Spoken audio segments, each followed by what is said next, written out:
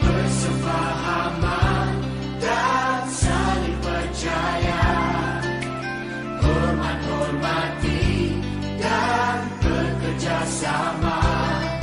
Balurkan azam kita dengan tegas, bersatu, jujur setia. Subtopik 7.2 Dasar Pendidikan Kebangsaan. Dasar pendidikan kebangsaan dibentuk untuk memupuk perpaduan kaum. Dasar ini dilaksanakan melalui Penyata Jawatan Kuasa Pelajaran 1956 atau dikenali sebagai Penyata Razak 1956 dan dimaktubkan dalam Ordinan Pelajaran 1957.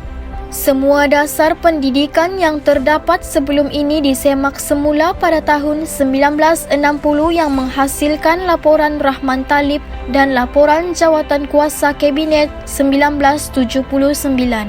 Laporan Rahman Talib. Laporan Rahman Talib masih mengekalkan teras sistem pendidikan kebangsaan untuk memupuk perpaduan dan integrasi.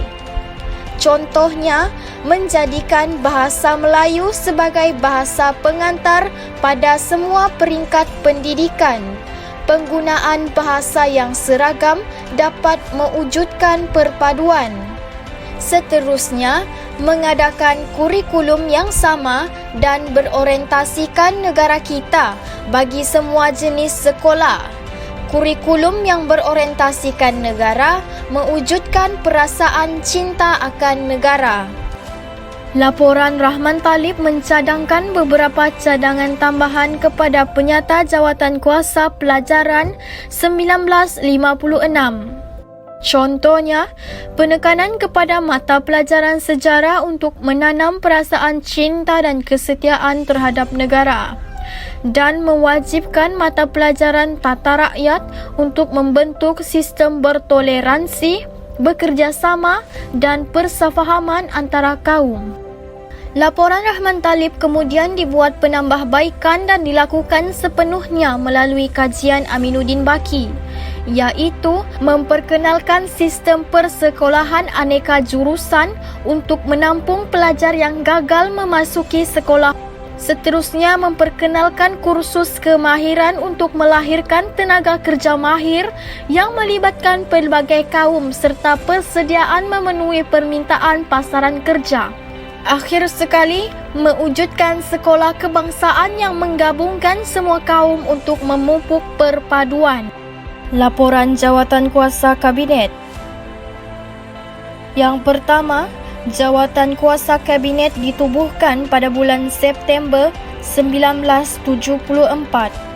Fungsi jawatan kuasa ini adalah untuk mengkaji semula pelaksanaan sistem pelajaran kebangsaan. Laporan Jawatan Kuasa Kabinet diumumkan oleh Menteri Pelajaran pada tahun 1979.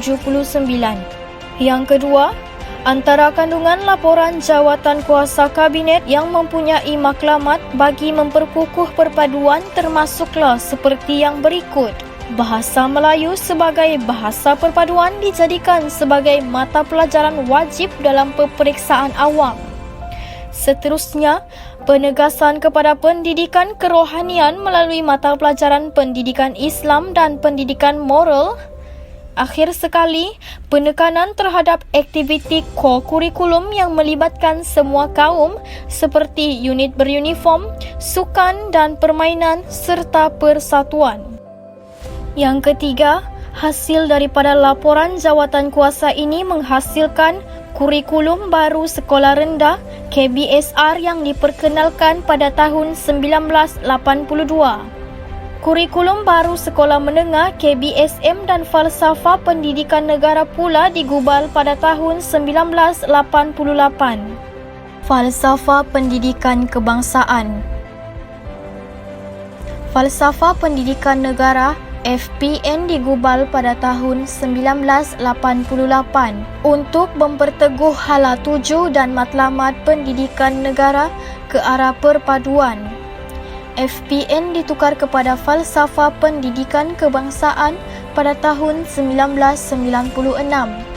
Falsafah ini menekankan pendidikan yang menyeluruh dan bersepadu bagi membentuk pelajar yang seimbang dari segi jasmani, emosi, rohani dan juga intelek. Akta Pendidikan 1996. Kedudukan bahasa kebangsaan diperkukuh dengan memperuntukkannya sebagai bahasa pengantar utama dalam sistem pendidikan kebangsaan melalui Akta Pendidikan 1996. Kedudukan ini diperkuat lagi dengan menjadikan bahasa tersebut sebagai mata pelajaran yang wajib diajarkan di semua sekolah dan institusi pendidikan. Institusi pendidikan swasta pula dikehendaki mengadakan pengajaran bahasa kebangsaan, pengajian Malaysia dan pendidikan Islam atau moral untuk memupuk semangat cinta akan negara serta nilai murni.